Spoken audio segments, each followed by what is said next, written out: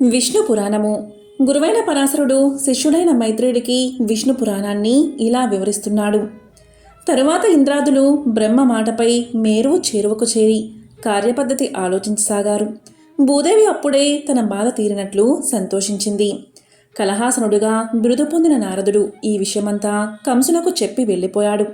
వెంటనే కంసుడు చింతకి చిదికి మది చెడినవాణివలి ప్రవర్తిస్తూ దేవకీ వసుదేవులను కారాగృహంలో బంధించాడు. అలా ఉండగా హిరణ్యకశిపుని కొడుకులు 6 విష్ణు మాయ వల్ల వరుసగా దేవకి కన్న కొడుకులు అయ్యారు. మునుపు తనన్న మాట ప్రకారం వసుదేవుడు వారిని వరుసగా కంసునకు అందించగా ఆ దుర్మార్గుడు వారిని అలాగే నరికి పారేశాడు. దేవకి 7వ గర్భం ధరించగా లోకమంతా ఆనందమయం అయింది. భూదేవికి వింత వికాసం విలాసం కలిగాయి. 14 లోకాలు భక్తిని ప్రదర్శించాయి. ఆ సమయంలో విష్ణువు దేవతలు వినేట్టుగా ఇలా అన్నాడు. యోగ నిద్రతో భూభారాన్ని పోగొట్టడానికి చేశాడు. నా తమసగుణ ప్రవృతితో ఇలపై పుట్టడానికి దేవకి గర్భాన చేరి పెరుగుతున్నాడు. ఆ పిన్న పాపని నీవు తీసుకుపోయి రేపల్లెలో నందుని సంరక్షణలో ఉన్న వసుదేవుని జ్యేష్ఠపత్ని రోహిణి గర్భాన చేర్చు. ఈ పని ఎవ్వరికీ తెలియకూడదు. కంసునికి భయపడి ఒదిగి ఉన్న దేవకీ కడుపు దిగజారిపోయిందని అందరూ అనుకుంటారు. ఒక గర్భం నుంచి ఆకర్షించి ఇంకొక గర్భానికి చేర్చడం వల్ల ఆ శిశువుకి సంకర్షణుడు అనే పేరు గలవాడే వెండి కొండలాగా తెల్లని మేనివాడే జన్మిస్తాడు. ఆ విధంగా పెరిగి పెద్దవాడే భద్రంగా బలాతిశయంతో భాసిస్తూ బలభద్రుడుగా ప్రసిద్ధుడవుతాడు. నేను వర్షాకాలంలో శుక్లపక్షాన అష్టమి నాడు అర్ధరాత్రిలో దేవకీదేవి పుత్రుడుగా జన్మిస్తాను. అదే సమయంలో నువ్వు యశోద కడుపున పుట్టు. నా శక్తి ప్రేరేపణ వల్ల వసుదేవుడు నన్ను ఎత్తుకుని రేపళ్లకు వెళ్ళి యశోద పక్కన ఉంచి నిన్ను తీసుకువచ్చి దేవకికి అందిస్తాడు. అంతటా ద్వారపాలకులు నీ ఏడుపు విని వడివడిగా వెళ్ళి కంసుడికి చెప్పగా ఆ మూర్ఖుడు వస్తాడు. నిన్ను రాతి పలక మీద పడేస్తాడు. వెంటనే నువ్వు పైకెగిరి అష్టభుజ శక్తిమూర్తివై ఇంద్రాది సురుల జయధ్వనులతో ఒప్పుదు క్రమంగా శుంభ నిశుంభాది దానములను సంహరించే ఘనకార్యం చేసి ముల్లోకాలకు క్షేమంకరివవుతావు.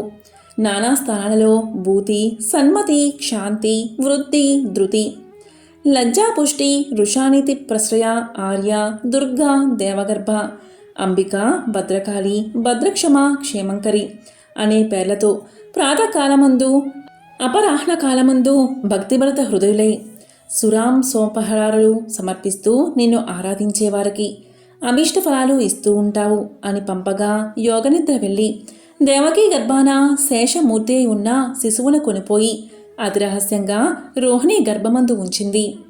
కంసుని వల్ల భయపడడం వల్ల దేవకి కడుపు దిగజారిపోయిందని ఇక్కడ అంతా చింతించారు. తరువాత వసుదేవుడి పుణ్యం వల్ల విష్ణుదేవుని మహిమచే దేవకి గర్భవతి అయింది. అది అష్టమ గర్భం. పరమ పావనమని జగమంతా స్తుతించింది. సకల లోకాలకు తండ్రిగా సంరక్షుడుగా విరాజిల్లుతున్న కమలా మనోహరుడు దేవకీ గర్భాన అర్భకుడై పుట్టడం జీవలోక సంరక్షణ కర్తవ్యం కదా. శ్రీ మహావిష్ణువు ఇక్కడ పుట్టిన సమయమందే అక్కడ రేపల్లెలో యోగనిద్ర నందునిలా అయిన యశోద గర్భాన అవతరించింది. పద్మాక్షుడు జన్మించిన సమయమందు గ్రహాలు వక్రగతి విడిచి రుజుగతిగా ఉన్నాయి. కృష్ణ జనన సమయమందు దేవకి సూర్యోదయంతో తూర్పు దిక్కులాగా భాషించింది. ఆమె తేజస్సు చూసి చూడలేనివారే ఇంద్రాదులు ఆకాశం నుంచి ఇట్లన్నారు. లోకాలన్నీ తన కడుపులో ఉంచుకున్న ఆది విష్ణువు ఇప్పుడు నీ కడుపున చేరాడు. నీవు ఇప్పుడు జగన్మాతవు అవుతున్నావు. పరమపురుషుడు పుట్టే సమయంలో నీకు ప్రసవ సంబంధమైన బాధ లేకపోవుగాక అని అనేక విధాల మంగళవాక్కులు పలికారు. ఆ సమయంలో నల్లని మేను, పున్నమినాటి చందమామను పోలిన మోము, విశాలమైన వక్షంపై మచ్చ, తెల్ల తామరలాంటి విశాల నేత్రాలు, కరుణను స్ఫురించే చూపులు, నడుమున పచ్చని పట్టుపంచ, మోకాళ్ల వరకు నిడుపుగా ఉన్న 4 చేతులు కలవాడై లోకాలను పాలించే పరమపురుషుడు బాలుడై దేవకి గర్భం నుంచి ఉదయించాడు.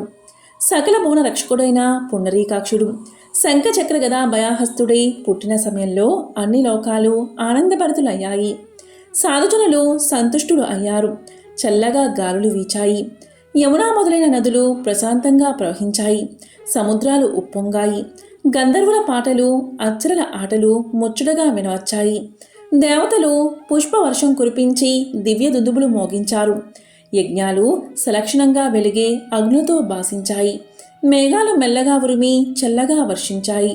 ఆ సమయంలో దేవకి వసుదేవులు ఆ దివ్యమూర్తి మహిమ చూసి అపరిమిత ఆనంద ఆశ్చర్యాలతో అలా చూసి మొక్కి అన్నారు, దేవా హరి సకలలోక సంస్థుత సకల జగన్నాథ శ్రీనాథ భూనాథ, నీవు మా బిడ్డవై జన్మించడం మా అదృష్టం. నీ తేజస్సు చూసి కంసుడు వచ్చి అదిరి బెదిరి మమ్ము బాధిస్తాడు. కనుక ఈ రూపం విడిచి సామాన్య మానవ రూపంతో శిశువువై ఉండు అని అనగా, హరివారిని కరుణించి చూసి భయపడకండి. వాడి చలం బలం హరించడానికే నేను ఇలా మీ బిడ్డనే అవతరించాను అని ఆ రూపం ఉపసంహరించుకుని సామాన్య మానవ శిశువయ్యాడు. తరువాత వసుదేవుడు ఆ బాలుణ్ణి కొని బయలుదేరాడు. చెరసాల నుంచి బయటకు వచ్చాడు. సమయం నడిరేయి. ఆ దేవుని మాయా ప్రభావం వల్ల నగరంలోనే కాక చెట్లపైనున్న పక్షులు కూడా గాఢా నిద్రలో ముద్రితులై ఉన్నాయి. చెరసాల ముందు కాపున్న భటులు, రాత్రి నగర వీధుల్లో తిరిగే రక్షక భటులు, కోటలో కాపు ఉన్న కొలువుకాండ్రు అంతా గాఢా నిద్ర వసులయ్యారు.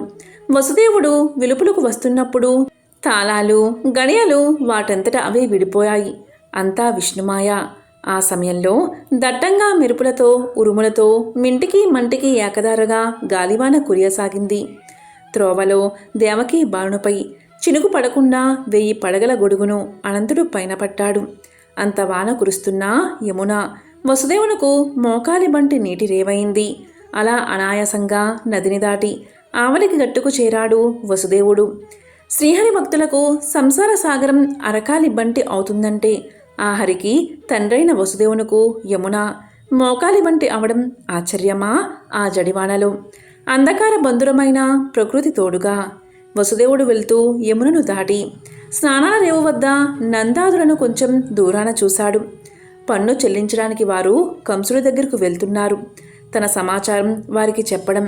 ఆ సమయంలో తగదని చూసి చూడనట్లు చాటు మాటుగా నడిచి రేపల్లెలో ప్రవేశించాడు.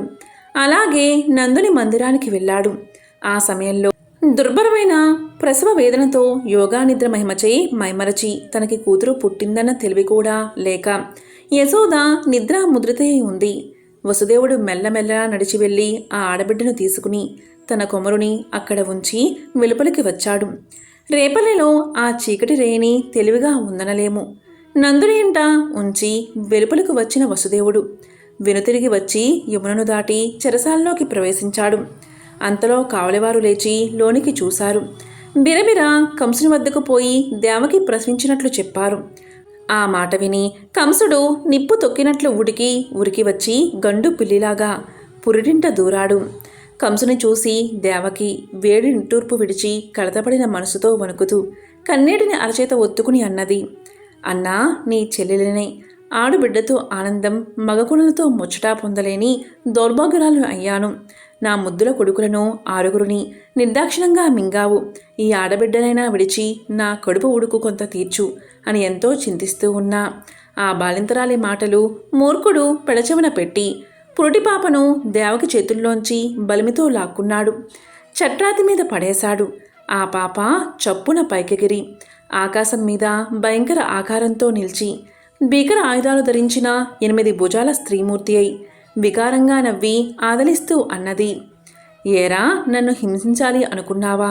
అది నీ వల్ల అయ్యే పనేనా మూర్ఖ? మునుపు ఆకాశవాణి పలికినట్టు నిన్ను తెగేసే మహాత్ముడు, సకల సురక్షకుడు, దుష్ట శిక్షకుడు పుట్టి వేరొక చోట పెరుగుతున్నాడు అని వాడు చూస్తూ ఉండగానే దేవగణాలచే గంధ పుష్పహారతులతో పూజలంది అదృశ్యురాలు అయింది. ఇక కంసుడికి ఏమీ తోచలేదు. పౌరుషం సన్నగిల్లింది. తెలివి తెప్పినట్లయింది. ఒకంతసేపటికి తెప్పరిల్లి వెనుతిరిగిపోయి తనకిష్టులైన పూతన ధేనుకాసురాది రాక్షసులను రప్పించి వారితో ఇలా అన్నాడు, రాక్షస వజ్రులారా, నా బలపరాక్రమాలు మీకు తెలుసు. ఎదురు లేకుండా రాజ్యాన్ని పాలిస్తున్నాను. నన్ను చంపడానికి దేవతలు ఏదో ప్రయత్నం చేస్తున్నారని అస్పష్టంగా విన్నాను. నా పరాక్రమం వాళ్ళకి తెలియదా? ఇంద్రుడు నా మీదకు వచ్చి నాచే వెన్ను విరుగునట్లు తిని తిరిగి చూడక పారిపోయాడు. ఎన్నివార్లో మీకు తెలుసును.